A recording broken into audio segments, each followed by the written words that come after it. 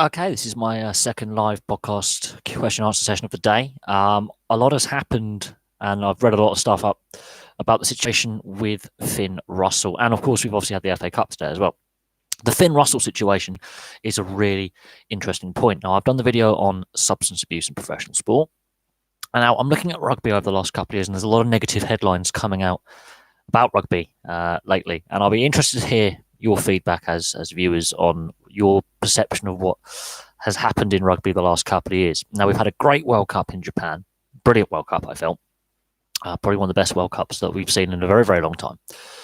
But looking at the negative headlines rugby has faced, rugby has faced issues with the international game and the finances of the international game and a plan to restructure the international game that didn't go very well. In fact, they haven't gone ahead. We have seen the Israel Folau saga that is still ongoing. There are still Israel Folau is still making headlines. It's still negatively affecting Australian rugby. We've also seen obviously the Finn Russell situation and the Saracens salary cap breach, amongst other negative headlines coming out about rugby union. Really interesting. This is a sport that for so long has had not a lot of negative headlines, not a lot of scandal, has been seen by many as a sport that has conducted itself very, very well. And athletes who, rugby players, are seen as conducting themselves very well for the most part. It's largely avoided the scandal that a lot of other contemporary sports in recent years, the last 20 years or so, have had. But in the last, I would say, 8 or so years, more and more has come out about players misbehaving and doing silly things and bringing the sport into disrepute. We've seen a lot of scandals involving players which involve alcohol, such as the World Cup in 2011, the England team, the misbehaviour there. We've seen the Bath Rugby Union scandal with the cocaine scandal, the drug scandal there, and Matt Stevens was made the scapegoat, but a whole host of players were misbehaving at Bath Rugby Club at the beginning of the decade as well, which had an impact on the English club game. But in the last couple of years, the Israel Folau saga, which is ongoing, the divides that's created within the rugby community and within Australian sport are profound. It's had knock-on effects in other sports. You've come out and stated that he's not welcome to play in the NRL, for example, or Super League. We've seen, obviously, now with the Finn Russell situation. And on the comments on the videos I've done on Finn Russell in the last couple of days, a lot of people saying they're comparing him to Gavin Henson, talent wasted. We've made mention of similarities with him and Danny Cipriani, where his off-field antics have affected his chances to be selected again for his country. Now, he's had a lot more caps than Danny Cipriani for Scotland than Cipriani has for England, but the alcohol-related incidents that both players have had and the damage that has done to their international careers, could we have seen Finn Russell in a Scotland jersey for the last time? Will he play for Scotland again? Is it dependent on Gregor Townsend being coach? If Gregor Townsend is not coach next year, for example, will Finn Russell get back into the fold? Will Gregor Townsend have to call him back into the fold because they have an issue at fly half? This is a headache Gregor Townsend doesn't need. But from everything that's coming out, there's been a breakdown in the relationship between Finn Russell and Gregor Townsend since last year's Six Nations. Reports coming out that there was a flaming argument at half time and after the full-time whistle after the match against England, which was a tale of two halves and a very chaotic game, where he openly in the dressing room in front of the rest of the playing group criticised the coaching tactics and the tactics the team were employing in the first half. We've seen a Scotland team beaten by a struggling Irish side in the World Cup and then beaten by the host Japan and convincingly outplayed by both. And failing to get out the pool stage, whereas 4 years previously they could and should have won that game against Australia in the quarterfinals. They've taken a backward step in the last 4 years. Has rugby union avoided those scandals because it's very good at covering them up, or is this the age of social media? You know, what is going on here? The FA Cup as well today. It was great to see Brentford Leicester with a full stadium at Griffin Park. Now I know obviously Brentford are moving grounds for next season, and this is now officially the last FA Cup game at the old Griffin Park, a historical stadium. It's had a very colourful history in itself. Obviously, I'm hoping that the crowd numbers are better in the fourth round than the third round for average attendance, percentage of occupied seats, because in the third round of the FA Cup a couple of weeks ago, we did see attendance is down again, which is a concern. And the debate about having replays in the game, should they be scrapped? We could do a video on that tomorrow. because there's a lot of FA Cup action this weekend. The debate about still having replays in the game, considering that they've been scrapped from the quarterfinals onwards, so there's no more replays in the later stages of the FA Cup. The debate about the continued existence of the League Cup, or the Carabao Cup as it is currently called for sponsorship reasons. Is this the first offence for Finn Russell? I don't know, but it appears that this is not an isolated incident with Finn Russell. There appears to be a long-term issue with the player. From all the reports coming out of the Scotland camp and all the reports in the media, this is a long-term issue with his drinking antics. I've seen comments on the channel where fans or subscribers have been in Glasgow and seen him out quite drunk on a Friday or Saturday night. I don't think this is an isolated incident, but I think with Finn Russell, I think it's reached a point where the relationship between the coach and the player is broken down. But then his ill discipline continuing this week, where he's failed to turn up to training on time, or failed to turn up at all, or failed to report back to camp, and he's gone back to Paris to his club side, doesn't help the situation. I think we've seen this before with players. I think people have been comparing him to Gavin Henson, a talent wasted. Now, Gavin Henson was more of a pampered playboy who led the playboy lifestyle with a celebrity wife in Charlotte Church, but wasn't necessarily Wales' most important player at the time. Whereas Finn Russell, he is the key playmaker in this Scotland side. And I don't think Hastings is quite ready to be the starting 10. I don't think Horn is really a fly half. He's a centre. Bringing back Weir possibly into the setup, although he's a solid fly half. He doesn't bring the same kind of expansive game that Scotland thrive upon. But honestly, looking at the situation and what we've seen and the reports coming out, is there's been clearly regulated discipline from the player. There's clearly a lack of respect for the coaching setup. Other players have voiced their concerns. The more information that we're gathering, it looks like his international career could be at an end. As long as Gregor Townsend is the coach, I can't see him getting away back in. It's very similar to Danny Cipriani. With England, the situation where could have England used him in the World Cup in those tightly contested games to open up and unlock a defence. Could he have been used in the World Cup final? I think the comparison with Cipriani, with his drinking antics and his issues off the field, I think are very, very similar to Finn Russell's in this respect.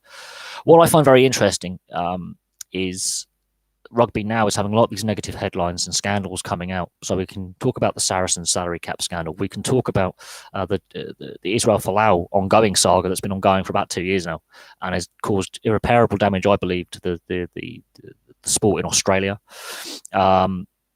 But ironically, you can compare it to other sports where a high-profile player, like Roy Keane, for example. I was watching Off the Ball, an Irish TV program that also posts its episodes on YouTube. I was watching their discussion from yesterday, from their AM program, which they posted on YouTube, and they were debating about with the Roy Keane situation in 2002 in the Football World Cup, when he was sent home from the training camp, and ironically Ireland improved. They could honestly, two things could happen. They could either come together as a unit and go, right, this is a disruptive influence in the dressing room that's now gone. We can focus on playing our style and on our way, and play really, really well and surprise everyone. Because an incident like this, or a situation like this, can bring a squad together and create a team unity and a team bond. Or it go the other way, where they have a disastrous Six Nations and Gregor Townsend is on the chopping board, quite literally, where he's running out of opportunities to improve this side. I honestly believe Scotland in the last 4 years have taken a step back. You just have to look at the World Cup differences, where they were playing 4 years ago and the way they played in this tournament. They have taken a step back. But it's an interesting one. It's a conundrum that Gregor Townsend doesn't need. It's not like he's injured or he's suspended because of it's a high tackle in a club game or something. This is a player committing ill discipline, which goes against what the coach has laid down as the camp rules, the squad rules, curfew. Some coaches don't have a curfew in place, others do. Clearly, teammates on that night out were telling him, you need to stop drinking, we need to go back to the hotel, and he decided to carry on. And I think teammates might have voiced those concerns with Gregor Townsend and the coaching team, going, look, this has happened. We've raised our concerns.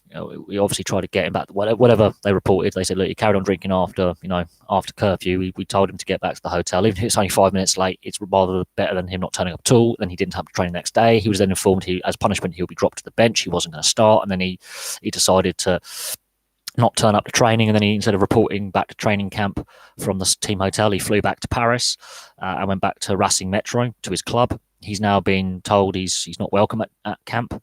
This is a week out from when they start their tournament against Ireland, a team that beat them in the World Cup, a team that's also going through a lot of changes themselves with the coaching change, a new captain.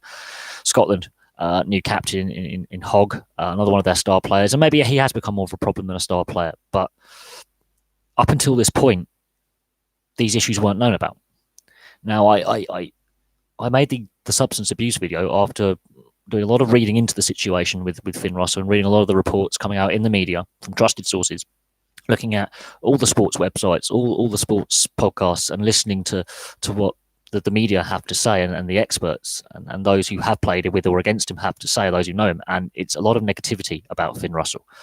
Now, I mentioned in the substance abuse video that he's not the first star player to have a substance abuse problem. You could look at in a variety of sports, team sports, but especially, but also in individualistic sports like tennis or boxing, players who have had some very colourful off-field, or as I call it, off-field incidents. And it's not an isolated incident. There is clearly a trend in high-profile professional sport of substance abuse. It's not a new thing. It could be. This could be make or break for Gregor Townsend. He has decided to take this decision alongside the senior players in the playing group and the rest of the coaching staff to basically kicking him out of the Scotland squad. Now, whether that's a permanent removal from the squad or it's a temporary as a punishment, we will wait and see.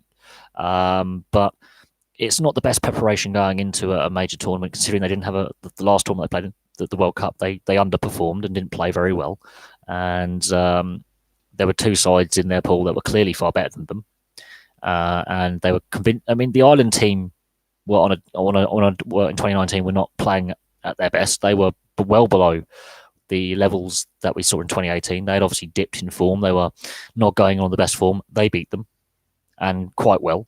And then Japan, bearing in mind Japan beat Ireland, also beat Scotland. So in reality, yeah, Scotland had two tough opponents, but one or both of those games they could have won. And the issues that we see with Scotland, what I've been saying for quite some time, is they're too Jekyll and Hyde. Their defence is not good enough. When their attack is working well, it is a really refreshing sight to see some width, using the full width of the pitch, the full length of the pitch, good kicking game, good passing game, unpredictable in attack, which is very difficult for defences to defend. But when it doesn't work, when they're throwing those miracle passes off first phase and they get intercepted, it doesn't matter who's at fly half or scrum half or inside centre, making the miracle play, and it breaks down, when they get turned over, which happens a lot, their retention of ball into contact is poor. Some of their basic skills are letting them down. That is a coaching and a playing issue. That's a bit of everything. They are a shambles. And that first half against England was the worst I've seen Scotland play for 5 or 6 years. And they have been bad at points in the last 5 or 6 years, but that was the worst I have seen anything that bad. And then England in the second half basically zoned out. And then Scotland played very, very well, and England played very, very badly. It was a very tale of two halves, quite literally, but it was one of the most chaotic games of international rugby I've ever seen. I've never seen a game so chaotic in 27 years of watching the sport since I was a kid. I've never played in a game that chaotic, and youth level rugby can be chaotic as hell with young kids learning to play the game, lots of mistakes. I've never seen a team or two teams play that badly and that well at the same time. But I do think, yes, the fact they've taken a backward step. Gregor Townsend is under pressure, and I think this is a situation he doesn't want. Now, Michael Cheika with Australia had the same situation with Israel Folau, a player who was breaching the code of conduct that was set down by the union, by the coach, saying we've got to behave, we've got to represent ourselves better. We've had too many scandals with players like Kurtley Beale, getting involved in drink and some outbursts towards officials, and so Australia, much like England, had to clean up their act after several scandals. Excessive drinking, breach of curfew, poor player discipline. Israel Folau was the nail in the coffin for Michael Cheika, I honestly believe, regardless of how they played in the World Cup, was the nail in the coffin for Michael Cheika. It is believed that is the breakdown of the relationship was in that game, but it could have happened earlier. There could have been issues much earlier. It could have been from day one when Gregor Townsend took over. There could have been issues between the player and the coach. It boiled over, obviously, in that game, either at halftime or full time. And modern sport is not the same as what it was. Professional sport isn't the same as what it was 20, 30 years ago, where the coach's word was final. Now there's a lot more player input into feedback into the coaching setup. A lot of coaches do expect their players, be it junior players in the squad or senior players in the squad, to give them feedback on things, that ideas, and work together as a collective. But clearly, from the Six Nations through the summer warm-up games through into the World Cup, this relationship is soured. You can see it affecting the play on the pitch, the performances on the pitch, and you can definitely see that there's a lack of respect from the player to the coach. Now, clearly, Gregor Townsend has been very, very patient with Finn Russell. Now, the issues with his drinking, I think, more was coming out the fact this is not an isolated incident. It's very similar to Danny Cipriani in that respect. Is that there seems to be an issue with the player with an abuse of a substance, in this case, alcohol. In other cases, we've seen, as I said in rugby league in the substance abuse video, it's recreational drugs. And this is not an isolated issue just to Finn Russell. This is, as I say, a wider issue across professional sport, from individualistic sports like boxing, so Tyson Fury, to team sports like ice hockey, like rugby union, like rugby league, like football, where substance abuse, alcoholism, drug misuse is clearly a problem. We haven't even gotten to gambling. And I said gambling addiction is another problem that is there. It seems to be becoming more prevalent, and some of the players who have these issues seem to be more and more high profile. I don't think Gregor Townsend's lost the locker room. I think Finn Russell could have been the divisive issue in the locker room. But at the same time, this is a headache of a selection he does not need. When fly half depth is a concern for Scotland, should Hastings go injured, all they've got left is Weir, I think, has an out-and-out fly half who can play that position. Greg Laidlaw has now retired from international rugby and is no longer part of the squad and no longer part of the setup. That is a problem for Gregor Townsend. And much like Danny Cipriani for England, in the sense that you need that other option. You need a bit of fly half depth. Eddie Jones didn't want to take him on the World Cup, even though he was the form fly half in an attacking sense in the Premiership. Defensively, Cipriani isn't as good as Farrell or Ford. Even Ford, a smaller player, can put the tackles in. But the comparisons between the Cipriani situation with England, where he's out in the international wilderness, hasn't got the recognition I don't think he deserves at international level for what he does on the field. It's off the field that's harmed Cipriani, and I think this could be a very similar situation with Finn Russell. There was a viewer put down a comment saying this is the modern day Gavin Henson. Gavin Henson was a different kettle of fish. He didn't have substance abuse issues. He had an image problem where he was a pampered playboy with the celebrity wife who was, had a very public divorce, a lot of paparazzi attention on the star couple of South Wales. That is a completely different situation, but the outcome was the same. A very talented player who, could win games on his own, could turn a game in the space of 3-4 phases of play, who, did underfulfill the potential that he had. On his day, he was one of the best centres in the game. But over a long period of time, consistency was a problem with Gavin Henson. Too many off-field distractions. Finn Russell, could this be the reason why he's so inconsistent with his play? But it's clearly affected the dressing room as a whole and the squad as a whole. And clearly, when you've got such a key position as fly half in rugby union, it's like looking at the NHL and Grant Fuhr, a goaltender for the Edmonton Oilers. For most of his Edmonton Oilers career, he was high as a kite on cocaine. Won multiple Stanley Cups, but he was a drug addict. And he admitted that, and he got thrown under the bus by the NHL. This is, I think, another part of the problem is we don't know the full story behind the whole Finn Russell situation. We just know that in the last week, it is all blown up. But what doesn't help Finn Russell's situation is, regardless of what he's done off the field and a breach of team discipline that could have been dealt with internally, quite calmly, you drop for this game, we're going to work through the issues. He then publicly went to the press and started, undermining Gregor Townsend's position and possibly other teammates' position in the off-the-cuff interviews he gave without a second thought to the damage that he could cause to the authority of Gregor Townsend and his coaching setup and his teammates. You've got a new captain, Stuart Hogg. Now, the rest of the Scotland group has been very, very tight-lipped. They've kept it in-house, which is not necessarily a bad thing, not necessarily a good thing, but they've not really given any press conferences about the Finn Russell situation. They want to focus on preparing for the game against Ireland. Finn Russell, on the other hand, has been very, very explosive in the media. He's given he's given interviews to journalists. He's spoken to journalists, and he's been very, very critical of how he feels he was treated and how he feels Gregor Townsend is not the right guy to be coach. The difference is he's still an active player. He can still be recalled to the Scotland setup. Now, if Gregor Townsend is the coach next year, it's a different thing. But let's say Gregor Townsend gets replaced. What coach is going to want to bring a player into the dressing room who he knows if there's an issue where he doesn't feel he's performing well enough, he drops him to the bench, he's going to behave in such a way to undermine his coaching authority. That's the situation you've got to think about, is what coach is going to be willing to give this guy a second chance, knowing that he can be, when he's not happy, he throws all his toys out the pram, goes to the press and undermines the systems in place and the plan to move forward. This is the situation. I think the way it was handled in the initial week, internally punished, told you've been dropped to the bench, move on from that. The fact that then he decided to leave camp and go back to his club doesn't help, but that's not necessarily a bad thing, but it wasn't a sanctioned, right, go back to your club for a week or two. It quite literally was the player deciding on his own back to go, nah, I'm not going to stay with my teammates and try and work the situation out. I'm going back to Racing in Paris. And then to be told you've been kicked out of camp. Again, that could have been kept more in-house and say, look, Finn Russell's been dropped for the opening week. There's been a breach of discipline, and leave it at that. That could be in the statement. We're working through it. He's not out in the wilderness. He's just an internal disciplinary matter. What's now happened is he's made it very publicly a disciplinary matter where I think, he could have done his international career. That could be it. He could be done. And then what does his club side do?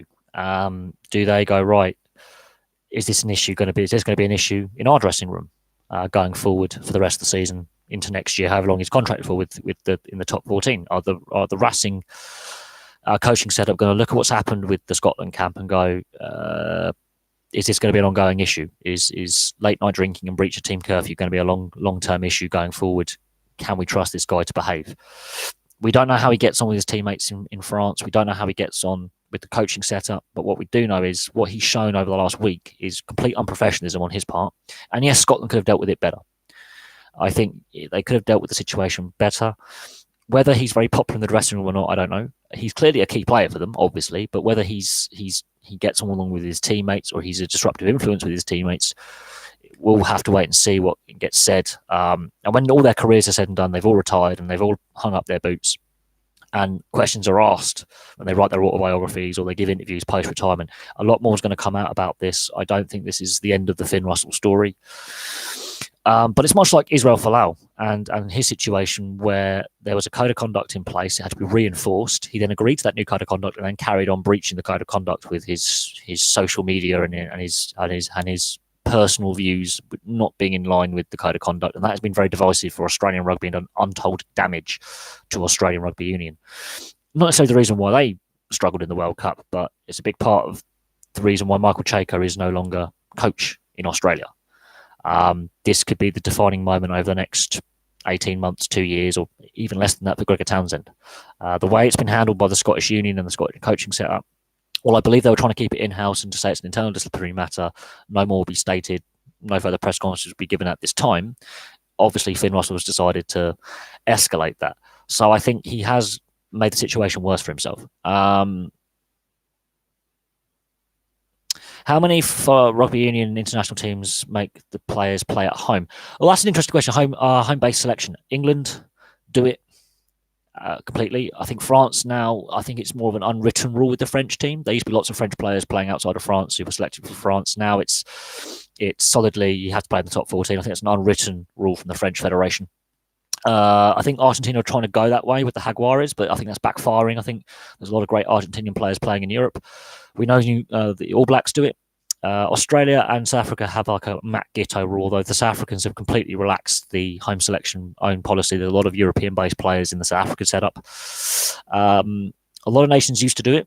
In the amateur era, every nation did it, and then as professionalism came along, there are a few die-hard teams like Ireland, Wales. There's the 68 cap rule. I think that may be reviewed with the Welsh club game struggling financially. The England situation, I think the RFU are going to have to look at their selection policies where you've got to be based in England to represent your country. I know Johnny Wilson was playing for Toulon when he represented England, but I think the last 10 or so years they've stuck with a home-based selection policy. Scotland and Italy, they don't do it. They have players playing outside of home nation doing it. And the second-tier nations can't afford to say you have to be based in your country to to play for your country. I think there's a handful of tier one nations that still have that policy, but I think it actually, some of their best players go to where they can get paid. Super Rugby does not have the salary cap levels of the top 14 or the Gallagher Premiership. That's why you find a lot of Southern Hemisphere players from South Africa, New Zealand and Australia, and to a certain extent Argentina playing in Europe. And I think Australia only have the Matt Giteau rule if it's a key player, like a really key player. Like Matt Giteau was 4 years ago brought back into the fold because he is that good an inside centre fly half that they needed him. Whereas the All Blacks just keep churning out talent. But notice how few All Blacks make 100 caps, because the salary cap being what it is in Super Rugby means that they want to get paid, and most of them seem to end up in France when they still could have lengthy international careers, which I think is starting to slowly harm the All Blacks somewhat. I think that bleeding of talent from the Southern Hemisphere to Europe is going to continue unless the financial side of rugby union gets fixed. That's my personal opinion. I think rugby union, while it's the bigger code over rugby league, and both codes have money issues, and they're well documented at different parts. I think with the World Rugby's plan to alter the international setup somewhat, that fell in the end because they couldn't get certain unions and the CVC equity group on side who have a big stake in World Rugby and the Six Nations. That had an effect on the World Rugby's plans to change the international calendar and change how tier 1, tier 2 and tier 3 nations when they play against each other. So yeah, rugby union does have its money problems, and the Saracen salary cap scandal shows that there's also governance issues as well. No one can be naive to think Saracens are the only club doing it, but it's the way they were doing it. It's very similar to the Melbourne Storm in the NRL. Mentioned that before, and again, as time goes on, more information will come out. The interesting thing is Saracens refused to have all their full books audited, and they refused to give up their titles, so they took relegation. I think that could be a big mistake by Saracens to go down the Championship, because we now know this team has to be completely dismantled. So again, selection rules, as you mentioned, it's going to be interesting to see how many of these Saracen players get picked up by other English clubs. It could be very interesting to see the outcome of who plays where and how many players end up playing overseas who then miss out on playing for England. We know George Cruz has gone to Japan for next season. The Liam Williams going back to Wales, I think that benefits Wales to a certain extent, but they've still lost a star fullback. As I said, in the short term, I think it benefits England and the other nations that have Saracens players because their star players are going to get a lot of rest in the Premiership games. They're playing dead rubbers now. Their focus is on trying to win the European Champions Cup one last time, and if they get knocked out of that, then they're going to mothball their best players as much as possible, wrap them in cotton wool, so they can either play for their country or when they do move on to another club, they're not injured, so they are still a valuable asset to Saracens when they do move them on. But it's going to be interesting with the salary cap as it is. I think there's got to be massive reform into how rugby is governed in this country. We are seeing a parliamentary inquiry from the Sport, Media and Culture Select Committee where Premiership Rugby Limited are going to be grilled at some point by members of Parliament over their handling of the Saracens situation, much like the EFL and the FA were grilled about their handling about the Bury situation and how Bury collapsed. And the EFL is under a lot of pressure from a lot of people in regards to governance. So sports governance as a whole needs to improve massively. I think the lack of transparency in sports governance and is a massive issue going forward. I think that's part of the reasons why Saracens got to where they were with the salary cap breach, and their excuses for it were really piss poor. And the players involved who were holding money in their accounts, that's the term they used, were fully aware of what they were doing. Fully aware.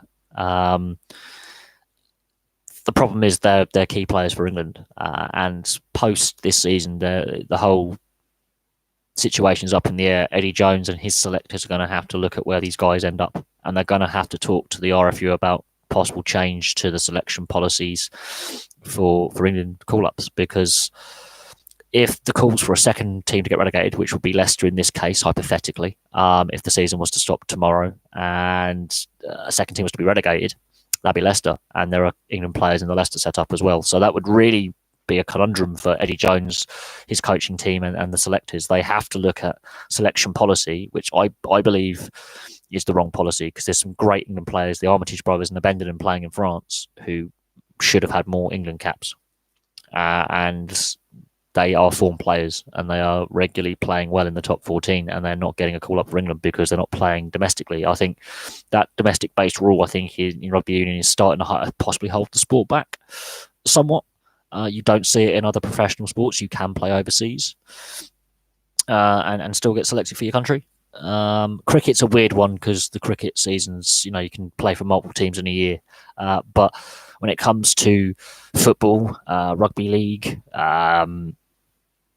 and ice hockey and other team sports, you can play out of your country of origin and still be selected. This is where I think England's selection policy and the All Black selection policy, for example, is outdated. It's an amateur era policy in a professional game.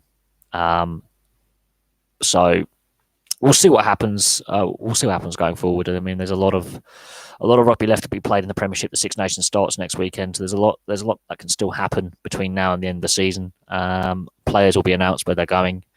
So the medium to long term for England and other nations is going to be really interesting to see where these players end up. How many will decide to stay with Saracens and take a wage cut to help the team out? We know Owen Farrell is keen to try and stay with the club if possible. But how does that affect England moving forward? Time will tell when we get to the autumn internationals how many Saracens players are still Saracens players come the autumn, and how many have moved on, and how that affects not just England, but I think international rugby union, where these players are going to go. How many of these, especially the England Saracens players, are going to end up playing in France, playing in Super Rugby for a season or two, or possibly even going to Major League Rugby in the US, where they know they're going to be classed as marquee players and they're going to get paid some money. There's always some good top quality European players and former Super Rugby players playing in Major League Rugby and earning a decent salary because the tax laws in the US, tax rates are lower, so they can keep more of their salary. They might decide to look at the US and go, I'll give that a shot for a season or two, wait till the situation calms down, and then head back to Europe. That could be an out for a lot of them. And the fact that league is growing and more teams keep joining Major League Rugby, I wouldn't be surprised if some, especially some of the academy players coming through who want to get a payday and get some first team experience regularly, they might look at Major League Rugby or Europe, and that could again harm England going forward with a lot of talent leaving Saracens and going elsewhere. But it's a conundrum because we know other teams have clearly been breaching the salary cap. It's just the fact that Saracens got caught in such a way that we need to have a reform of the salary cap system that's been in place for 20 years. And it clearly is not fit for purpose if a team can so easily breach it for so long. How far back does their breaches go? The fact they weren't willing to open up all their books for the last 7-8 years tells you it probably goes a lot deeper, and probably does involve other clubs with player transfers and third-party payments and all sorts, and therefore it'd be even more damaging for the club game in this country than it already is. But it's an interesting question, how many rugby union international teams force their players to play in the country of origin. It's not as many as you think, and the number is dropping. It used to be all the Southern Hemisphere used to say you have to play in the big three in the Southern Hemisphere. You have to play domestically to be selected. Now, only the All Blacks do that, and England and France. And Wales to 68 caps, and Ireland, I think, have gone to a home-based selection policy, although they did have players playing overseas for a long, long time. Jordan Murphy being a prime example at Leicester, for example. I do believe now it's the 4 provinces of Ireland have basically said if you want to, and the players apart. I think Sexton was a special case at Stade Francais, and there were a few players who were Irish who were playing in the top 14 in France, but on the whole, it's a handful of nations now. It used to be a lot more. It's a lot less now. But again, the governance of the game is still stuck in the amateur days, whereas the game is now professional. There are money issues. We can debate the state of rugby union and the state of rugby league for that matter as well, because Toronto have basically come forward and said, yeah, we are having problems recruiting players for this Super League campaign. So it's going to be interesting to see what comes out of all this. And on the Finn Russell thing, it's going to be interesting to see how his club deal with him as well, if it's an ongoing issue with his club as well. I wouldn't be surprised if that's not the end of the story and his international career is possibly over. I say it's a possibility because Cipriani did get a recall at one point, and there was hope that he would go to the World Cup, and then he didn't. But the off-field antics, I think, more will come out about Finn Russell's off-field antics. And he has an explosive temperament, it seems. But I'm happy to take other questions. I think I don't want to just spend the whole time talking about rugby union. I have watched the Leicester Brentford game today, and it was pleasing to see a sold-out stadium. While the game wasn't the best, it was a high-energy game. There was a lot of changes by both sides because both sides have midweek games. And do I know if World Rugby? No, I think World Rugby have dropped the idea. They couldn't get key partners on board. That was including some of the Tier 1 nations and I believe the CVC, who own a portion of the Six Nations. I don't think they could get all the parties on board. And from Augustin Pichot's, the ex-Argentinian scrum half, it was his idea to try and reform international rugby and also help the Tier 2 and Tier 3 nations become more professional with their domestic games as well. And from what I understand, it was dropped before the World Cup. I believe the idea is still there. There's still an idea to, at some point in the future, try and look at how international rugby is organised. But I think we're a long way off getting to where football is, for example. It's all well and good experimenting with a group of nations. But at the same time, if you want to really bring international rugby union up to the same standard, let's say, of football or soccer if you live in the US, if you want to bring one sport up to the standard of a competing sport for viewership and money, you're going to have to really get all the players on board, otherwise it doesn't work. And players were coming out and voicing saying, well, you're already concerned that we're playing too much. To do this would mean we would have to play more. And if we're concerned about player welfare, this idea doesn't work. So the idea itself is good at the idea stage, but in practicality, it would need a lot of changes. And from Pichot's original idea to what it actually became on paper, put before all the unions, didn't actually satisfy a lot of people. And some of the Pacific Island nations were very vocal about how it wouldn't actually benefit them as much as it should. Yeah, we have to look at the travel costs and the travel disruption among teams, and some of the Tier 2 nations as well weren't particularly enamoured with what was put before them by World Rugby, and this is where the governance of the sport is still stuck in the amateur days and not fully considering the professional nature of the sport now. But regional tournaments like the Six Nations and the European Challenge Cup, which is the second tier, and the American Nations Cup, the America's Rugby Championship, and the Pacific Nations Cup, the regional tournaments, I think that's the basis to go from. Much like the Euros we're going to have this year, Euro 2020 in football, I think that's basically the way to go. And then you, like similar to the Confederations Cup, the year before the World Cup, get the winners of each regional tournament to play in a round robin kind of tournament kind of thing, would be a better way to go. I know it's copying football, but that's how football's been so successful, is they have the regional tournaments around the world, and then you have the World Cup every 4 years. I think that makes more logical sense than it's sort of what we have now, but in a more stable form, where you go, right, these nations are grouped together in a region. We have the Six Nations, we have the second tier European version of the Six Nations. We have the America's Rugby Championship, which is split between North and South America, which is working really, really well. We have the Pacific Nations Cup, again working really, really well. But then you've got to factor in countries like Japan and Argentina that don't quite fit those regional competitions, because if Argentina were taken out of the Rugby Championship and put in the America's Rugby Championship, for example, they would just dominate every year and win every year, and that doesn't help with the competition, where Uruguay and the US are neck and neck, it seems, to be the best team out of that second tier competition. That wouldn't help the development of those nations constantly coming second or third to Argentina and losing by 40 points a game week in, week out. Yeah, I know it's all very. I think the issue is we're with international rugby union, I think it's still stuck in the amateur days. It really is still stuck in the amateur days, in governance at least. And professionalism hasn't necessarily benefited every country. You just have to look at the Welsh club game, for example.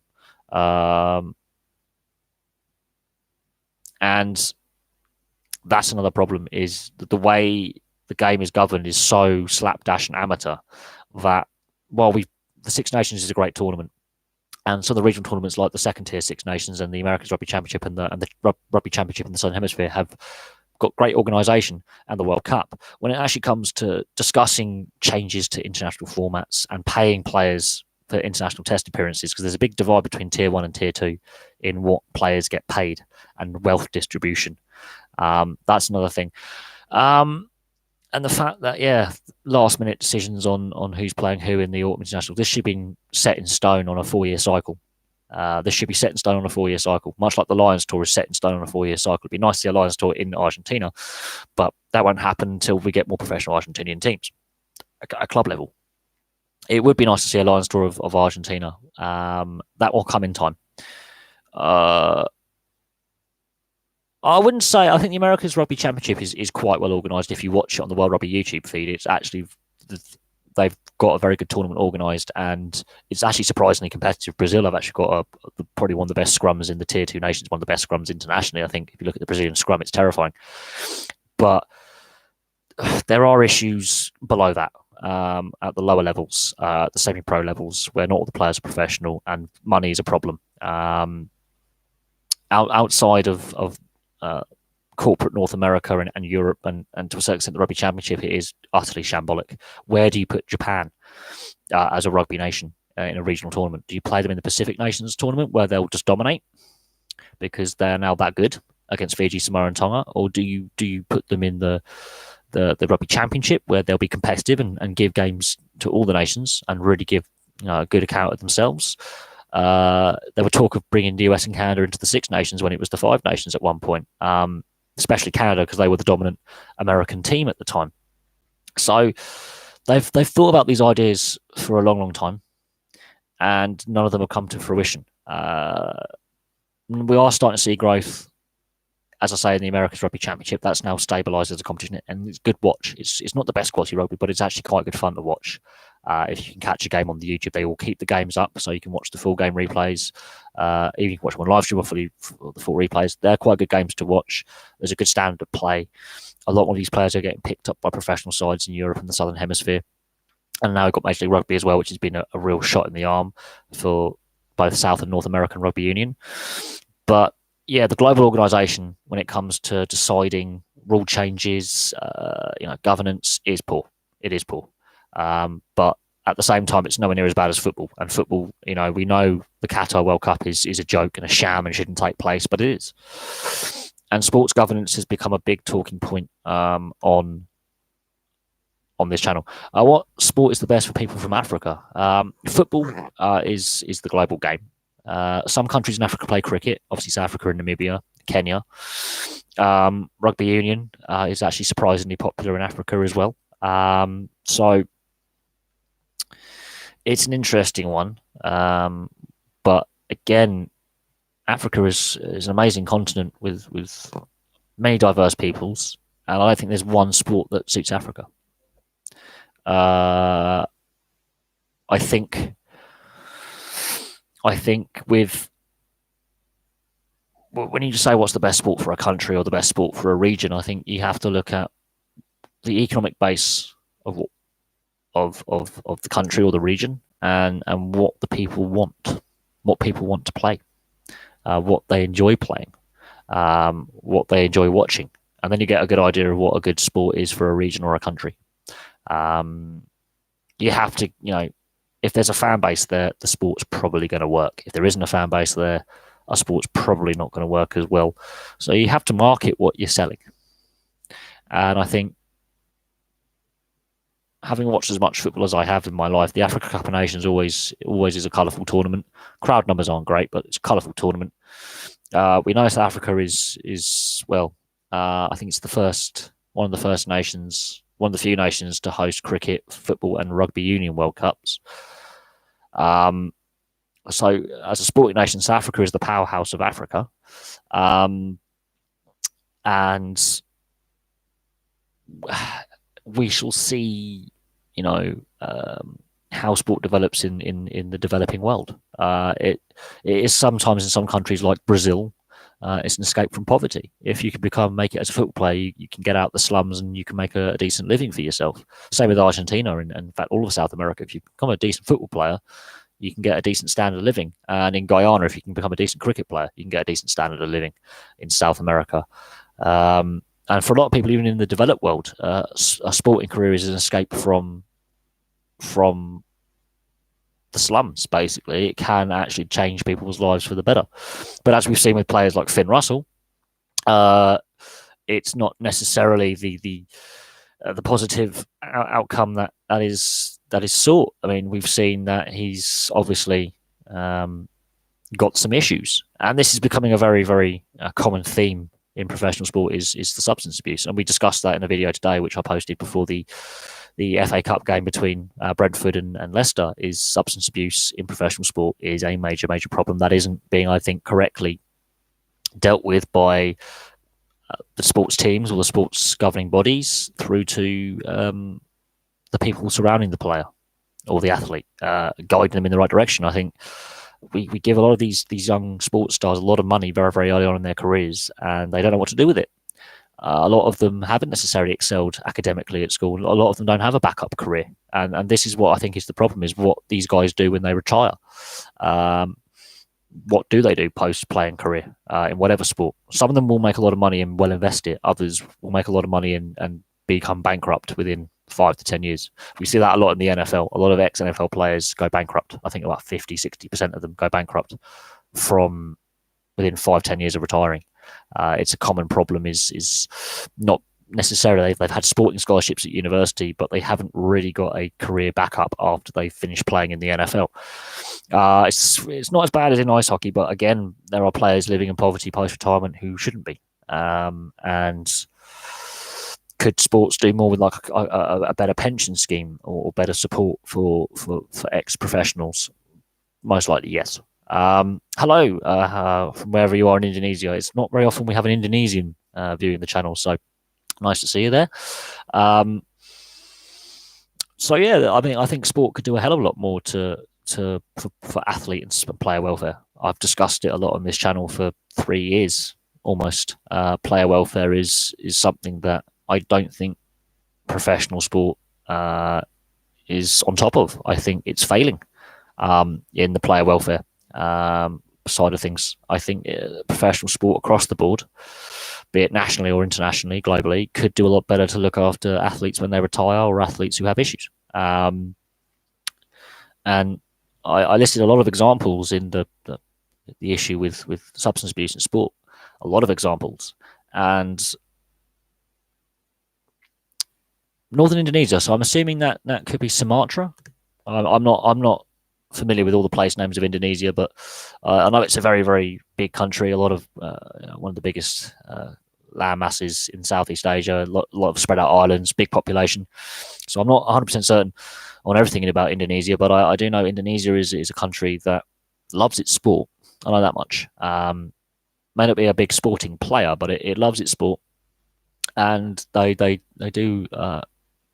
As a country, seem to enjoy North American and European sports. They seem to really buy in the fan base side of things and really want to watch European club sport, predominantly football, I'm assuming. And so I know there's some.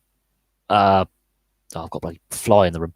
I know there's a lot of MotoGP riders coming out from Indonesia now. I know there's a lot of motorsport coming out of Indonesia, which is a nice thing. It's not a traditional motorsporting country, but it's good to see that we are starting to get riders and drivers in motorsport from Indonesia, a non-traditional location. And I think that's where sport can do a lot of good, is grow their sports in non-traditional locations and then make them sporting powerhouses. Wow, a rugby union fan from Indonesia. This is interesting. Now, Indonesia for me is a very interesting country with an interesting history. former Dutch colony, I'm really surprised that there are rugby union fans in Indonesia. I know that across the world, football is the global game, or soccer, depending on what part of the world you live in, what you call it, association football. But I'm really surprised rugby union has fans in Indonesia. I'm really, really surprised and kind of humbled that you're watching my live stream and that you found my channel. It must be quite late in the evening over in Indonesia. It must be, 2 o'clock in the morning over there, time-wise. So you're up quite late. But as I say, rugby union is also a global game. It's just not as big as association football. I think that's where it's playing catch up, and that's where I think the governance needs to improve massively if the sport is to grow in a non-traditional location. It has to. The sport has to improve its governance in order for grassroots level and professionalism to grow around the world. We're starting to see that in the South America and North America with the growth of the game. And places like Southeast Asia are, I think, underdeveloped when it comes to rugby union and rugby league. I think if rugby union and rugby league, for example, are to start growing their sports rapidly, and they need to start looking at these new locations and where there clearly are fans. There clearly are fans in Indonesia, otherwise you wouldn't be here. They need to look long and hard at growing their sports, outside of the traditional countries. Hello, Mr. Kenny. What's going on? Well, we're discussing a lot of things, actually. Mostly rugby union, it seems.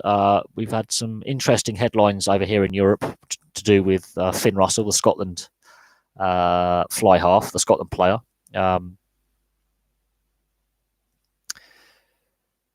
That's interesting. Why you like rugby? It's more physical and there's more ways to play more than just kicking a ball.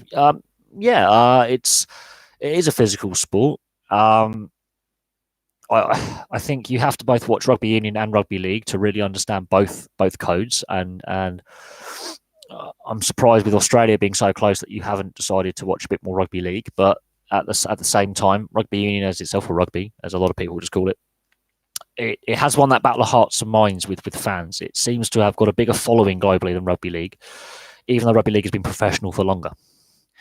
So this is the interesting thing: is rugby league's been professional for longer, but has less money in the game, which is what I find bizarre.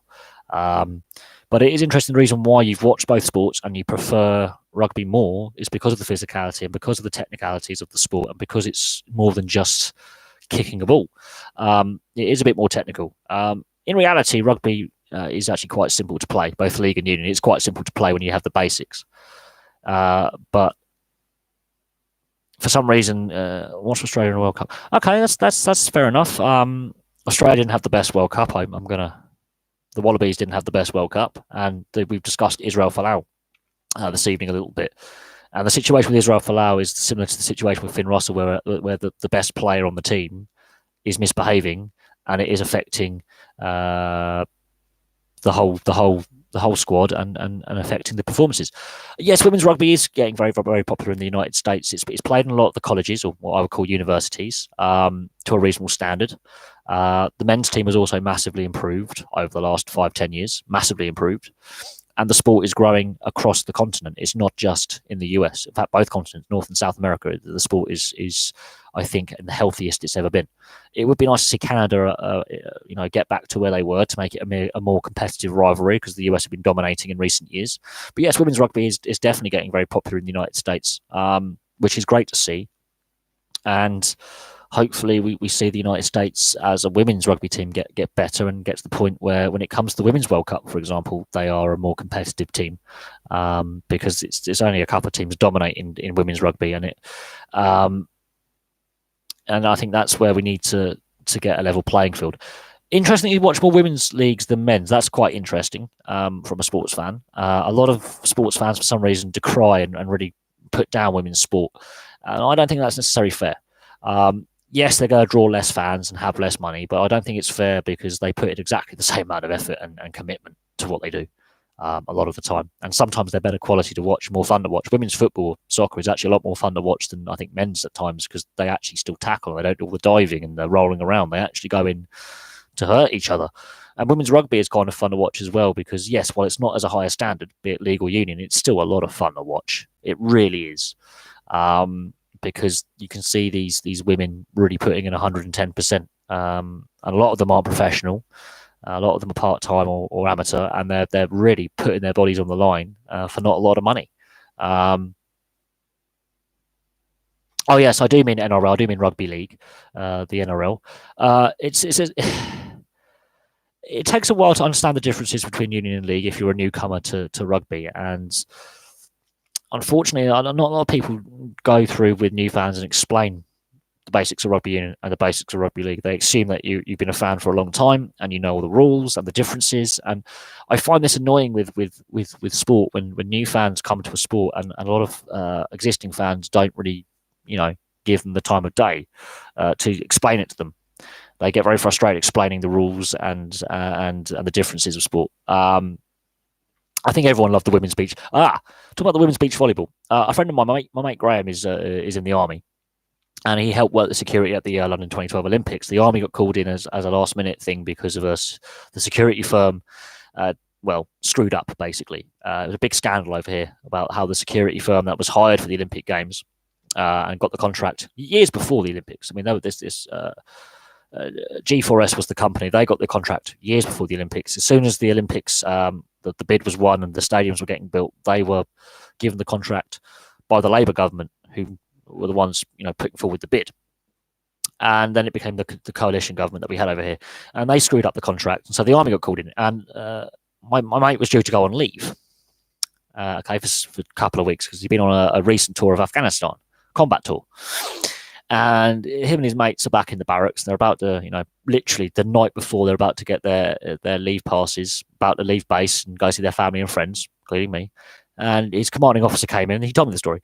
And he said, your leave's been cancelled. And bearing in mind, you've got some guys who've been away from home for 6 to 9 months. And they weren't very happy about this. But then they were told, you're working the Olympics. And again, they were like, well, we've been out on combat ops for 6 to 9 months. We would like to go home and see our family and friends.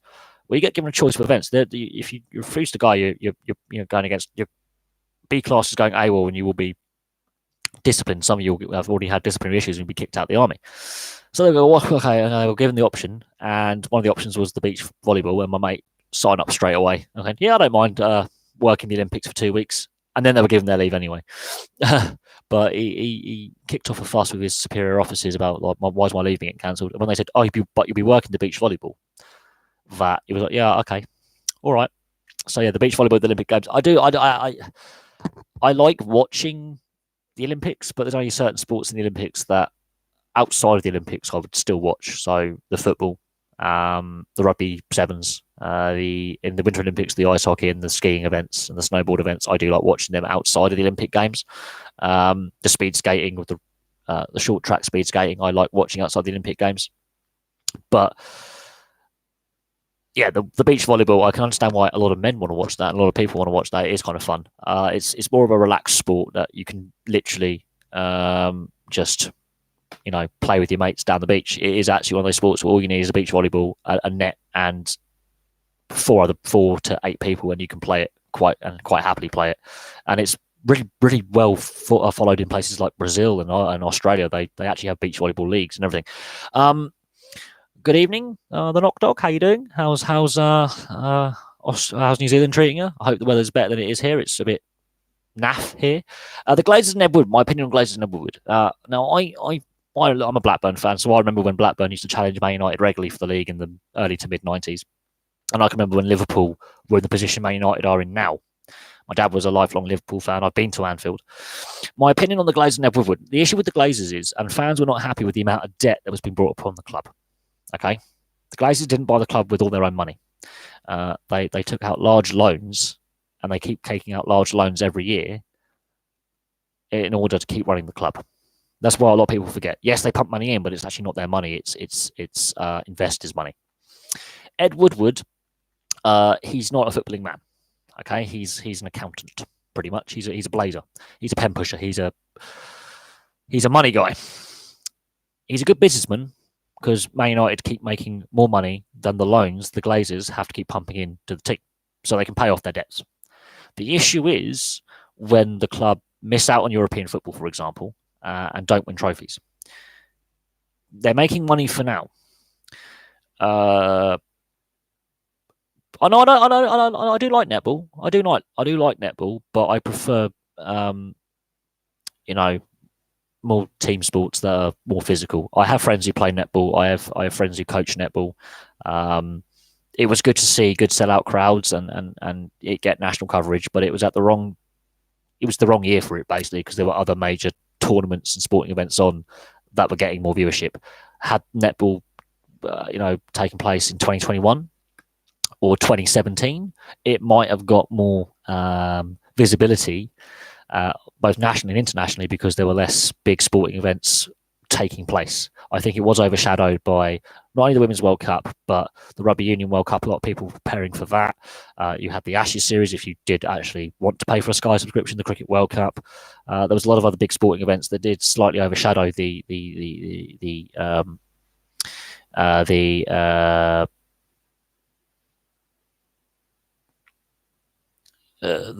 exposure that netball could have got. Back on my opinion about the Ed Woodward and the Glazers, yeah, they have left Man United with a lot of debt. And if and when, let's say Man United don't make Europe this season and get knocked out the FA Cup this weekend, then we have problems long term if they are continually declining, because they're so far behind their rivals. Okay, so far behind the top three, and Liverpool are miles ahead. And Man City and Leicester are also a fair bit ahead, and Chelsea are ahead of them, and they are losing ground on a lot of their big rivals in the league. I think the NRL starts in March. The Super League, which is the British equivalent, starts in a couple of weeks in February. So rugby league season starts in the next couple of weeks, basically. So you've got a few weeks to prepare yourself and then dive in and start watching. I would recommend watching both Super League and the NRL. They are different in the sense of the standard of play. I think the NRL is the better competition. You'll notice differences between the two leagues as well. The NRL has 2 referees on the field. Super League has 1. Yes, I have watched both versions. I prefer the American version because it's a bit more slapstick and it lasted longer. There's more episodes. There's more character development, and I can discuss the Office British and American versions. It's one of the few times the American version of a program is better than the British. Shameless, I used to watch Shameless over here in the UK. Not a big fan of the American version of Shameless. I think it's a poor imitation of the British version. But The Office, I think the Americans do it better. I think they finally figured out British humour and worked out how to also make it for a global audience rather than just an American audience. I think they figured out the humour and they got it right. But yeah, that's a good question. But that's a question for the other channel when I look at the Office and which one's better and what I feel is better. I believe the American Office is better because there's more episodes and there's a lot more.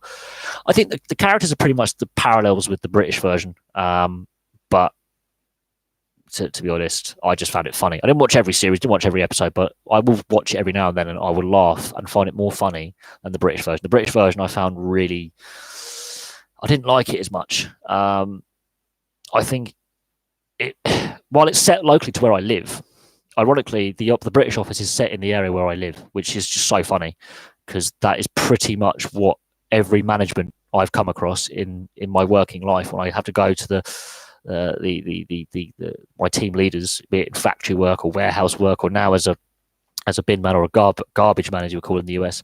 When we have to deal with the Office, that is pretty much the Office. David Brent's character is pretty much our management all into one. A really weird sense of humor and general mismanagement. That's pretty much what we have. That's pretty much middle management to a nutshell. I've got friends who have worked at bookmakers. I wouldn't say it's very depressing. I've got one of my friends is a manager of the local bookmakers. A few of my other friends have worked in the bookmaking industry. It's depressing when you see the same people daily. It's like being a barman. I think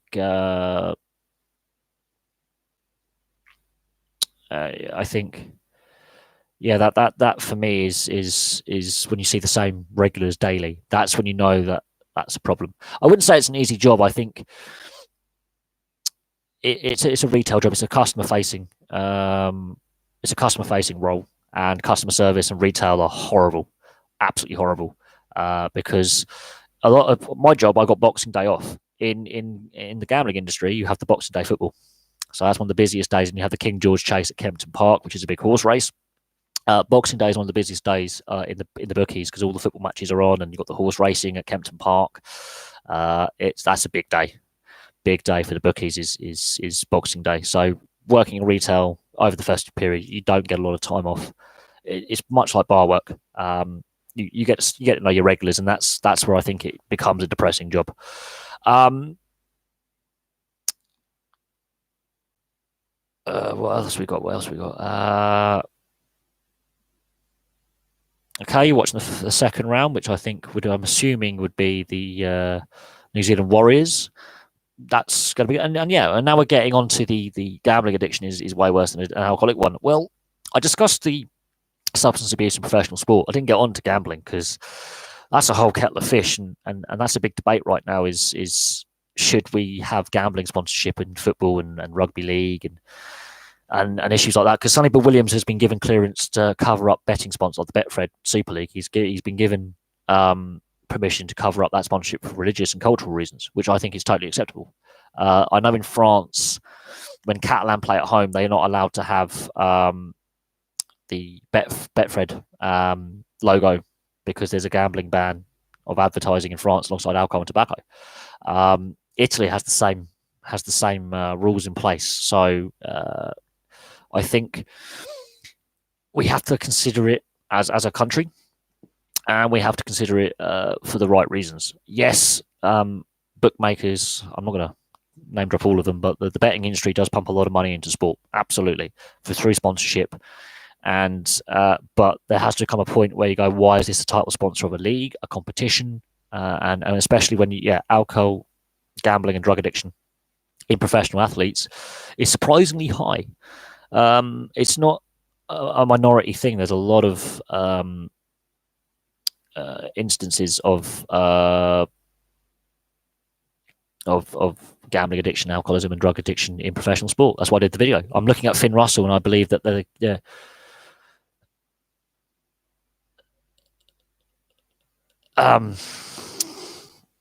it is what it is. I'm going to have to do a gambling video at some point, but it's a very delicate subject, and we have to get it right. And I have to do a lot of research. But there are calls for to remove it as sponsorship from sports teams. I don't know why people treat gambling a lot less than alcohol and smoking. Look, smoking's legal, alcohol's legal, gambling is legal, but they are regulated for age. They are age-related products. Obviously, look, I'm not going to show. I mean, I'm a smoker. Okay, I am a smoker. Not gonna lie, I don't drink anymore, but I am a smoker still, which is naughty of me. It's a bad habit, etc., etc. But I've given up drinking, and I've had my issues with substance abuse as well. So I'm not gonna go into all that, but it's a difficult one. I've never personally had a gambling problem, but I know people who have, and I do have friends who work at bookmakers who see the same people every day, 7 days a week. And I know some problem gamblers. I've got friends who've had a gambling problem. So for me, it is a personal issue. Probably why I've delayed doing a video on gambling and sports and the pros and cons. I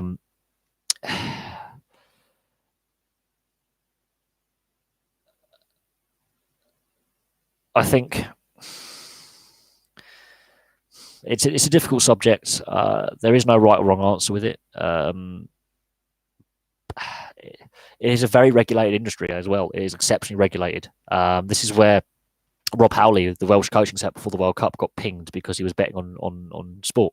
I think rugby matches actually, and that poses a lot of questions about the integrity of the Welsh coaching set up and questions. I think not all is not ended with the Rob Howley situation. It's gone very quiet on the media front since the World Cup, but that came out, and that I think could have derailed Wales, but I think it's actually helped them with Stephen Jones getting that extra time with the squad before Wayne Pivac took over. I don't gambling as it's the house generally wins. That's the idea. Is the bookmaker, the casino tries to make as much money as possible, and you lose. Gambling responsibly is knowing when, okay, I'm going to cut my losses and walk away from this. Gambling addict. I mean, I think professional gamblers is classed as a job. Gambling has actually been put down as professional in census forms, so it is a thing. It's gambling has been around since alcohol. It's been around for a very, very long time, thousands of years. They found evidence of gambling in ancient civilizations well before Rome and Greece and Persia and things like that. We're going thousands of years ago. So it's not a new thing. I think having like a I'm not say a celebrity Deadpool, but a little bet between teammates. So let's say on the Stanley Cup, who's going to win, and you all choose a team. You choose your team, all 31, and as your team gets knocked out or doesn't make the playoffs, you don't win, and you put $5 in or £5 in. You can win yourself 30. What's 31 times 5? Let's work that out. Let's see what 31 times 5 is. Because let's say, you all put $5 on the Stanley Cup. That's 31 teams, okay? So let's get where's my calculator? Where's the calculator on my phone? I can't find it. There's my calculator. So 31 times 5, okay? 31 by 5. So the Stanley Cup, beginning of the season, there are 31 teams at the moment, soon to be 32, when Seattle joins the NHL, that have a chance of winning the Stanley Cup. At the beginning of April, there's only 16 teams left. So 16 of your co-workers 50 at this point, lose their money. Let's see. It's $155 you'll win. So let's make that $50. That's $1,550 you could win. That, if you do that, your sweepstake, as it's called, the office sweepstake, that happens in every major tournament. You get your co-workers together, they all put money into the pot, and come the end of the tournament, you've got your X amount of teams, so you choose those who want to be a part of the sweepstake, and it has to be, a reasonable amount of money. We're all going to stupid, but if you put $50 in for the Stanley Cup, as it currently stands, you win $1,550. That could be a month's wages for some people. If everyone put the same amount of money in and could afford it on a sweepstake, and that's the only bet you make for the year, that's your yearly bet, you could win yourself a month's salary, hypothetically, or £1,550. That's a month's salary for me if I put 50 quid in to a sweepstake. We have multiple lotteries over here. We have the National Lottery, we have the Health Lottery, we have the Postcode Lottery. There's a new lottery that's been started up. They, again, are very, very strictly regulated. Very strictly regulated. I know you have the state lotteries in the US, and I now know that the liberalisation of gambling laws in the US over the last couple of years is a big thing, especially sports gambling. And a lot of the European-based online gambling firms and the bookmakers have now got into the US market. We have them daily. We have scratch cards all the time. My mate does his weekly shop and he puts about 5 scratch cards in there, and he'll put about 30 quid into scratch cards, and occasionally he wins his money back. He's not very good. Although he did win 200 quid once on a scratch card, and I was really annoyed because I had bought one from the same reel, and it was the one before. Had I been behind him in the queue, I'd have won 200 quid. So I was a little bit annoyed about that. That was a bit of money that I could have done with. But I don't really do scratch cards. I do them rarely, really rarely. But in reality, I don't really gamble. I made a conscious decision to go no, because I've seen the damage it does. This is the issue when people like we have a couple of guys at work who on their lunch break go out finding these agents because we have to have half-hour break in the day. Even as being garbage guys, we have to stop and get a bite to eat. So we have to take half-hour in the day. We've been told we have to take it now, and some of the lads just find the nearest corner shop, or what you call a 7-Eleven, or a dollar store over in the US. They find the nearest little corner shop and they spend a lot of money on the scratch cards. Bold prediction: you think the Warriors can make it into the top 8? I think before the seasons even start, I think it's a very open competition. The salary cap makes it so, but their lack of consistency and their lack of breaking that top 8, they are a mid-table team. But if they make the 8, that could mix it up. I think 15 out of the 16 teams have a good chance of winning the grand final. I think the Gold Coast Titans are the worst team and have been consistently for years. Their lack of finals football has been an ongoing issue. The Warriors are, when they get to finals football, they're really good. So if they can get that next step and get into the last 8, they could have a very, very good run in it. The problem is they don't do it often enough. And this is where the argument of having a second team in New Zealand to increase competition and moving a team, having a team in Perth to increase the size of the competition to 18 teams has been going on for a while. It's a thing. Yes, the Super Bowl is televised over here, but we do without the American commercials because it's on the state broadcast of the BBC, so we don't have the commercials, but we do have the Super Bowl. Hence why I've been able to watch it every year for 16 years, although I probably won't watch this year, even though I'm on holiday and I've got the week off and I can afford to stay up till silly o'clock in the morning, so I don't actually have to get up for work. I might be on holiday at the time and having time off work, annual leave, but I may not watch it this year. I was very disappointed last year, but it promises to be a good game. The Chiefs have made it to the Super Bowl. Green Bay didn't, which is frustrating. I'm hoping it's a lot better than last year. If it's like last year, I think I'm going to be ripping my hair out, but it does promise to be a very, very good game. Admittedly, the team I wanted in the Super Bowl isn't there, but at the end of the day, I think the Chiefs will do it. I think Mahoney has some unfinished business. I think from last year, I think the Chiefs are going to do it. They've been building for this for a good couple of seasons now. They have a very, very good offense. They score a lot of points, and they can outscore the opposition. That's my personal opinion. I think they're going to do it. I think they've been consistently a good, solid side that's been growing year on year. I think the Chiefs, Kansas City Chiefs, I think are going to do it. Not that I support either side in the Super Bowl, but I think the Chiefs are going to do it. I think they've been building and getting better for the last 3-4 seasons, consecutively getting better. The 49ers have been a bit all over the place. So I think the Chiefs are going to do it. I just hope that the halftime show just doesn't overshadow the game this time and make all the headlines for the right or wrong reasons. I honestly just hope the sport does the talking. I watched a lot of NRL last season, a lot of games. Obviously, I'm a big fan. The fact you're up in the early hours in New Zealand watching this shows your commitment to the channel. I did a live stream this morning to celebrate hitting 770 subscribers. It wasn't as well watched as this, not as many questions about as many topics. But I think my love for the NFL has waned, and the debate, I'd much rather be offered from a subscriber if they say to sponsor, because obviously to go to Australia, New Zealand, I need a sponsor. I would love to go see the Canberra Raiders play at home in Canberra against, difficult one this is, against the St George Illawarra Dragons. I think that'll be my must watch game. Because the amount of English players on the field for both sides, I think that'd be or British players who are eligible to play for Great Britain in both sides. I think that would be my must watch game. Would be the Raiders Dragons. That would be my personal opinion. What makes more money? Oh, that's the NFL by a long way. Not the Storm. I'm not a fan of the Storm. Not a fan of the Melbourne Storm at all. The Raiders are my team. I would love to see them with the Viking clap at home. Maybe against Parramatta as well. That'd be a good game. The Raiders Parramatta was a good game. We had a good couple of games last season, so that would be my game of viewership. I'm not a fan of the Storm. Really not a fan of the Storm. But no, to watch the Raiders against the Dragons or Parramatta, I think would be my perfect game.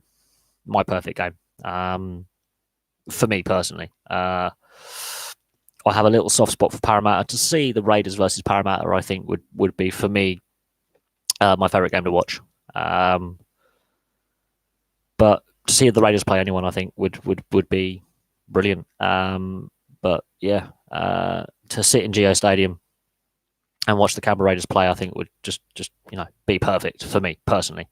But to see any NRL team, if I got invited out to Sydney to watch the Roosters Rabbitohs, I would happily watch that just for Latrell Mitchell. The fact he's across the divide and Crichton's gone the other way. That would, again, two players crossing the divide of Sydney. That would be a great game to watch. But unfortunately, it's not being played in a suburban ground anymore. So seeing a half-empty stadium would do my nut. The international player pathway. I'm not sure how successful that has been. We've seen rugby league and rugby union players from Australia and England, like Christian Wade going to the Buffalo Bills. I did a video on that. Take up the option. We've seen, obviously, a couple of NRL players not really be successful.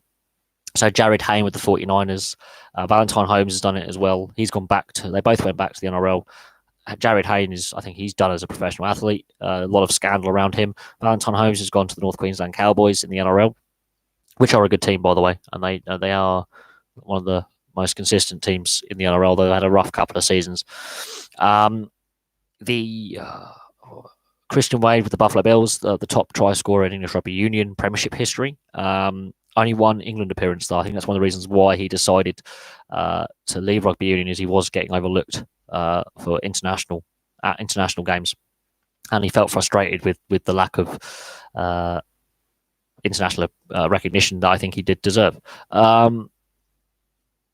Christian Scotland, he's English, but I don't think he did the international player pathway. I think he originally was born here, but I think went to college in the US and therefore isn't technically a convert from rugby union or rugby league or another sport. He was actually a collegiate player. There's a couple of place kickers, but in reality, there's not a lot of British-born players in the NFL. There's a few. I think one or two have won the Super Bowl, and I think one or two have played in Super Bowls, but there's not as many as you think. I don't think Okay, then he did obviously decide to change sports. Christian Scotland isn't a well-known name over here, so obviously he was a jobbing rugby union player, and it didn't work out for him, or another sport, because he's not very well known over here.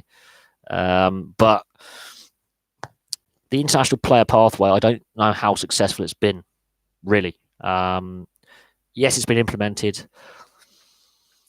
It is a thing. We've seen some rugby league players and rugby union players give it a go. We know Christian Wade is very, very positive about his experience with the Buffalo Bills and at least being signed by them and being invited to training camp more than once.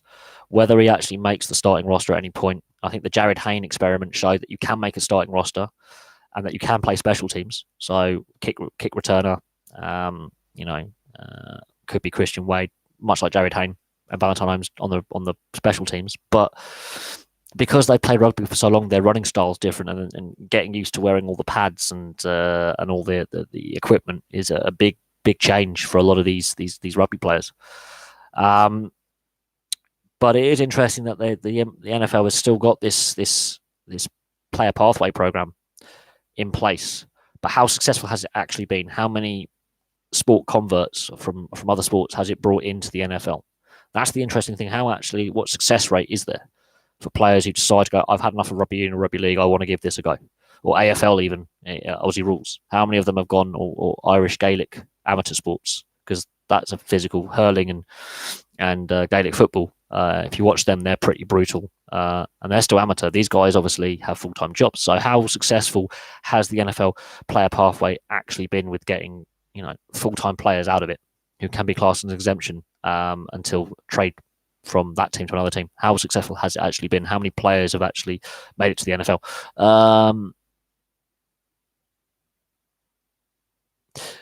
Okay, I didn't know that the Cleveland Browns had a player who got deported, but this is the problem with the NFL and player discipline, regardless of where the player originates from.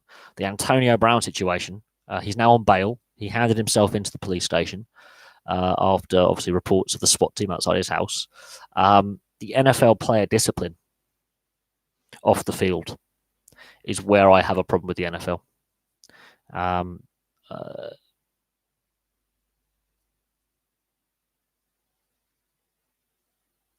I know there was, I forget which game it was. Was it the Dragons or Penrith, where the fan tried to glass the player? I don't think I've watched that Gold Coast Knights game. I might have done it. I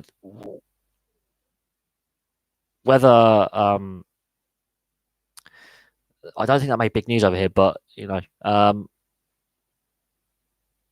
the we asked, I think alcohol at sporting events is not a good idea. There are plenty of videos on YouTube and other video sharing sites of alcohol causing a lot of the problems at sporting events. So that's an interesting point. Should there be alcohol allowed to be served at sporting events, considering the amount of people who cannot behave after a few drinks of lager or of spirits, and they just can't behave, and then they do silly things. I know there was an incident with a fan an altercation. I think with was it a Manly player, the Manly Seagulls. There was an altercation last season which could have ended very, very nastily and didn't look very good, and that involved alcohol in the NRL last season. But unfortunately, that's becoming a more regular occurrence, not just in the NRL but in a lot of sports where fan altercations are happening. It's a thing that is a regular thing, unfortunately, and it's not necessarily. This is where we've got to look at alcohol sales at sporting events, especially if there's a string of incidents, and this is where, it's not necessarily a good thing.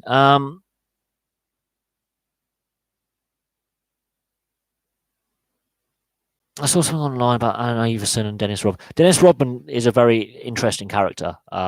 He goes to North Korea a lot. Dennis Rodman is a very, very interesting character to look at, not only as a basketball player, because he's a very, very good basketball player, but also as a personality, because he's obviously got into acting and modeling and dating Madonna, amongst other things. Dennis Rodman is a very interesting character where I think his persona, he's more now known for his colourful private life and his crazy antics, his crazy haircuts, than his actual basketball career, of which he was very good, by the way. I've got to do a video on Dennis Rodman and his life and career, because he's a really interesting character. He is an eccentric character, to say the least. Is Dennis Rodman. He's really funny. He's a very outspoken individual. He's really, really interesting individual. Yes, I remember Dennis Rodman's done a lot of crazy stuff.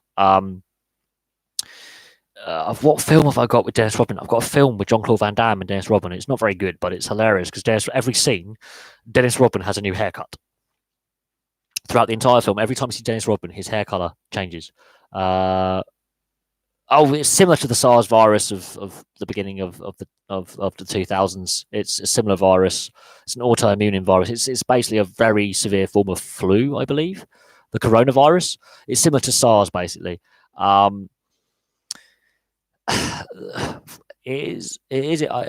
don't know how the virus comes about, but it's very similar to SARS, and we had the SARS outbreak, and I can remember when I was at school with the whole bird flu and SARS virus thing, that we had a lot of foreign students at my boarding school. Some of them actually came from Southeast Asia, where this virus comes from, although it comes from China originally, or Sichuan province or something like that. It originated from, and I've got friends in China right now, so concerns are there. But we had all these posters around the school, warning of bird flu and the SARS virus. All you got to do is wash your hands. Wash your hands. Just basic hygiene. That is one way to basically kill it before it gets into your system and mutates. Yes, it has killed people. Yes, it has made people very, very ill. But this is where, if you've got international sporting events, big concern. Lots of quarantine measures in place. I believe it's already reached America. It could have already reached Australia. We've heard rumours of cases being here and all this kind of media panic. It could affect international sport. It could ultimately affect international sport, absolutely. It could affect, I believe, the World Motocross, because they have a round in Indonesia. It could affect the coronavirus. Yeah, people are making jokes with Corona beer from Mexico. While it is a funny little joke, there are obviously complications with this virus. It is lethal. There is no known cure at the moment. It's very it's a fast-moving virus, but it was similar to the SARS outbreak, which actually got contained very, very quickly. It's related to the SARS virus. It's something with an autoimmune disorder. It's a virus. It's like flu. It's just a more severe version.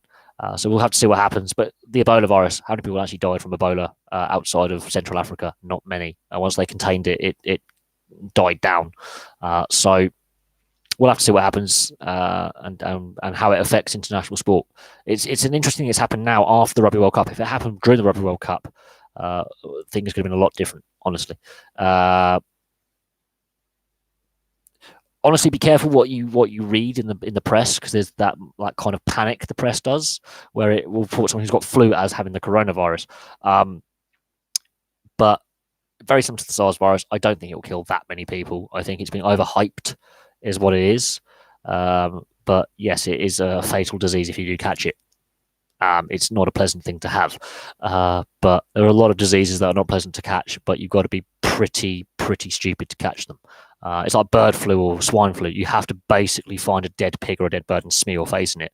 But my friend had swine flu, and he caused his. He was working catering, and he caused the building he was working to be completely shut down for 6 days. So while we joke about it, my friend did have it. It doesn't necessarily kill you. It's just if you get it, you either defeat the virus yourself with your immune system or you die, pretty much.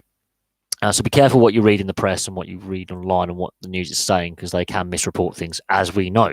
The regular flu virus kills loads of people. Spanish flu, just check out the Spanish flu epidemic of 1918 to 1920, killed more people than World War I and World War II combined. Just putting that out there. Dennis Rodman, I do believe he was paid a large sum of money to wear that wedding dress and be very outlandish and crazy, but it's Dennis Rodman. He's crazy anyway. I've got to do a video on Dennis Rodman. I have to do a video on the career and the craziness of Dennis Rodman, because I think there'll be a lot of fun researching some of the antics he's done since he's finished playing basketball. He has been in a lot of films. He's been in the Celebrity Big Brother house here in the UK, so he's done the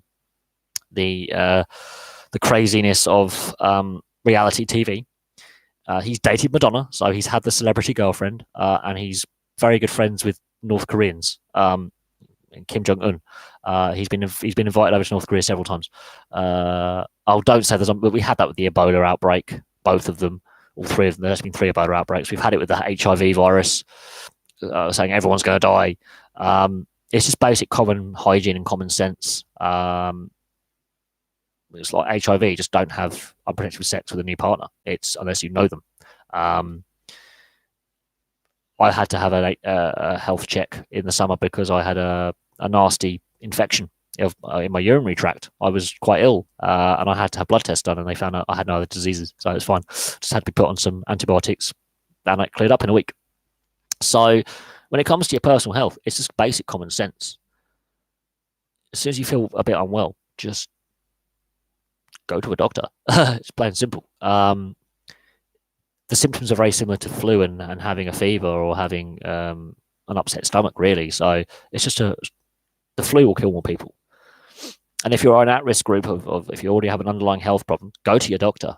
That's it's plain and simple. If you already have an underlying health problem and you've been advised to go to your doctor, go to your doctor. If you don't, you more than likely be fine. It's the panic that the media causes, which doesn't help. But it will affect sport. Absolutely, it will affect sporting events at some point. It will cause problems. And no, it won't be the start of the zombie apocalypse. Because in order to have a zombie apocalypse, you have to have a brain. And a lot of people don't have brains because they believe what the media tells them and they have a panic. This is why I don't follow mainstream media when it comes to like, the SARS outbreak when I was a teenager. I didn't fear for myself because I guess what? I'm not going to Singapore and I'm not going to Southeast China or Indonesia or Malaya. I'm not going to the area where the SARS outbreak is. So I'm not going to the area where the disease is killing people. There you go. Do I watch The Walking Dead? I've watched episodes, but again, that's a question for the other channel. If I do a review of The Walking Dead, I don't really get into programs like that.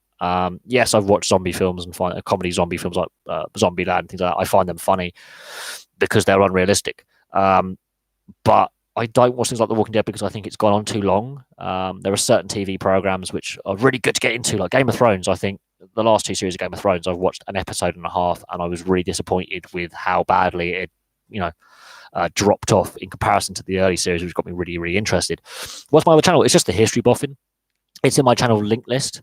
So all my liked channels, it's in there. You just have to dig for it because there's a lot of channels that I subscribe to. But the History Buff, I don't post on there all the time. I haven't posted on there much recently. I've done a couple of videos. But it covers everything from history to film and game reviews. So I've got to do a film review on The Gentleman, and then after I get paid, I'm going to watch Bad Boys 3, and then I'll do a review on that as well. I've done a review recently on the latest Modern Warfare, which I find a good game, and I've got to discuss esports. That's something that I have to discuss because I can do it on both channels. Esports. I like my video games. I follow some gaming channels on YouTube and Twitch. I'm not an avid gamer, but I'm not a casual gamer either. I go through phases where I'll play a lot and then I won't play a lot at all. So I haven't played on the Xbox for a couple of weeks. But I do like my video. I don't play sports video games. I find them all a bit generic now, although some of them are quite fun. I find them all a little bit generic now. I'm a little bit older. I prefer watching and playing sport for real, but I don't have the time to play sport anymore. But I have the time to watch a lot of sport in the evening. So I prefer watching real sport than actually playing a video game. I grew out of them quite some time ago. I find them all a bit generic and a bit all the same. I used to play a lot of Football Manager over the years. I've used to play FIFA to a point, then I got bored of playing FIFA because they're all basically the same. I played some of the rugby union games. I've played some of the cricket games, but I've played some of the WWE and NHL games, but I got a bit bored because they're all a bit generic and there's only so much you can do with the gameplay before it gets silly and there's too much going on and it is not an enjoyable experience. And a lot of the games now, fantasy football, very obviously the sweepstake, as I said, the office sweepstake where you put, my cousin, what you would call soccer, me and my cousin had a fantasy football team for a couple of years. And I told him what my starting 11 would be, and he was very adamant on his starting 11. And it proved that my starting 11 was the better starting 11, but we won't go into that. But that's when we were living together when he was living it with me. But we haven't done it for years. He's now big into his photography business, so he travels a lot with work. He does some sports photography, but he also does wildlife and photography for tourism companies and tourism boards. So he travels 9-10 months of the year with work. He doesn't have the time to watch sport as much as he used to. He used to play rugby for his university as well. He doesn't have the opportunity to watch as much sport and follow sport as much as he did 5-10 years ago because of his job. I'm lucky that I have pretty set hours and I don't have to travel the globe for my job, so I'm pretty set, where I am, and I have the time on my days off and in the evenings to catch up with all the sport, follow the sports headlines, and run this channel as best I can. If the channel was to start making money, I would happily make a living out of this channel, absolutely. But it is what it is. My prediction score-wise for the Super Bowl, because I haven't watched any NFL this season, and I only got, I think, 2 games right in the predictions that I've been asked on live stream, I'm going to have to go with the Chiefs because, last year they were nearly there. I'm going to have to go with the Chiefs. I'm going to have to go with the Chiefs by, I think, 2 touchdowns. I think they're going to do the 49. I think they're going to win by a fair margin. I think they've got the better offense from what I've seen in recent years and following last year and going off last year's form and how the teams played. The Chiefs haven't changed too much. They still have the same basic core of their roster. They play the same style. I think they're going to outscore the opposition. I think they've learned a lot from last year as well. I think the Chiefs are going to do it by 2 touchdowns. So that'd be like 11 to 14 points over the opposition. So I'm going for the Chiefs. I don't know what the score will be. It could be 14-0 for all I know, but I think they've got enough in them to, offensively wise, rip the opposition to pieces. Defensively, they can be a bit open, but I think they've got enough to outscore the opposition 2-1 in points scored. So I think they're gonna win by a fair margin. But we'll have to see what happens. It's how both teams deal with the occasion and who deals with the first quarter or 2 quarters the best and gets into the game. It's what we saw today in the FA Cup with Leicester City. They won the game in the first 15 minutes by how they started the game. Yes, they were on the back foot when they were finishing the game, but they'd already had that lead and they had something to hold on to. Okay, over under. I don't really follow the advanced statistics on things. I find that sort of takes away a bit of the passion from the sport, just looking at the actual occasion. But I'll go with the Chiefs. I think they're the more consistent playoff team in recent seasons, and they have that mantra and that philosophy. And they are, from what I've read, they kept most of the core of the team together, so that they're all, an experienced team now together. They know how each other, play and work, and I think that will get them over the hump, and they'll do it by a fair margin. Right, I'm going to end the live stream there because I've got bits and pieces to do. I've got to get ready to go out and enjoy my evening because, well, it's not often that I get 2 days off at a weekend at the moment, so I'm going to enjoy having that little bit extra day off. And I've got to sort my flat out because my flat is an absolute shambles. But I've really enjoyed all the questions and all the viewers from all over the world. We've had viewers from Indonesia tonight. We've had viewers from the US and New Zealand. So that's fun. That's great having a global audience. That's really good fun. Really enjoyed all the questions. Some interesting questions about rugby union to begin with, and now we finished on the NFL, so we've gone full circle, which is kind of fun to talk about, and a lot of other questions in between. So thank you very much for everything, and I'll have some more videos for you very, very soon. And if you're new to the channel, hit a like and subscribe. So I'll see you all you guys tomorrow.